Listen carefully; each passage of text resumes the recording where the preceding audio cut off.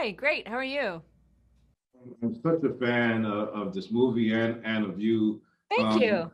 I want to talk about sequels though, because I think about Godfather, Sister Act, a lot of movies that had sequels that were so great that they stand kind of alone, and I feel like this movie is one of them.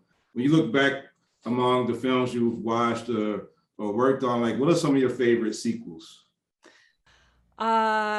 Well, yes, Godfather had some amazing sequels for sure. Star Wars had some amazing sequels for sure. When I read the script for this, I thought they had done such a great job of finding a story that it was such a solid story and really interesting time in Maverick's life. I thought it was sort of the perfect moment to make this sequel. Um, and so I think this movie's really works. It's takes all of that action to another level, and at the same time brings a lot of heart, I think. You have so many great shots. Like there's a shot where you have like the sunlight just hitting your hair right. There's one where you're sitting in front of the Porsche. Like how was it working with Joe as a director? It seemed like he found all these great angles and shots to like just like kind of magnify your character.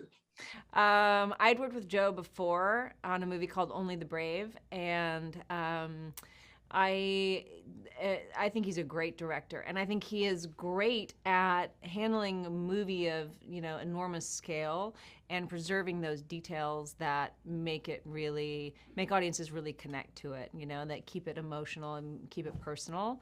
So I think he's really great at that, and is always looking for those little moments. Because in a movie like this, you have to be economical with it because there's so much story to tell. So you have to be able to find those little moments economically. I think he's great at that. I want to take you back to another movie you did. I know it's been a while now since my friend John Singleton passed, but can you tell me about getting involved in higher learning and how that, like how that casting and meeting John Singleton and working with him was at that time? I'm not sure if I can remember back to the casting of it, to be honest with you, but yeah, we had a great time making that movie. I think it was a really interesting movie with some really interesting ideas that it explored. Um, and yeah, he was a great filmmaker who passed too soon. Yeah, yeah. And last question, I know a lot of the actors and the new actors, Miles and all of them, got to go and train and be in the plane. Did you ever get to go up in one of these jets at any time during the filming of this movie?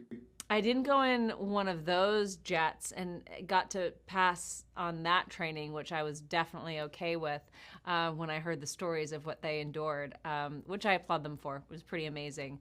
And by the way, which adds so much to the movie, I think, what they did, because you can feel that it's real. You can kind of feel what they're going through. I did go up in an airplane in this.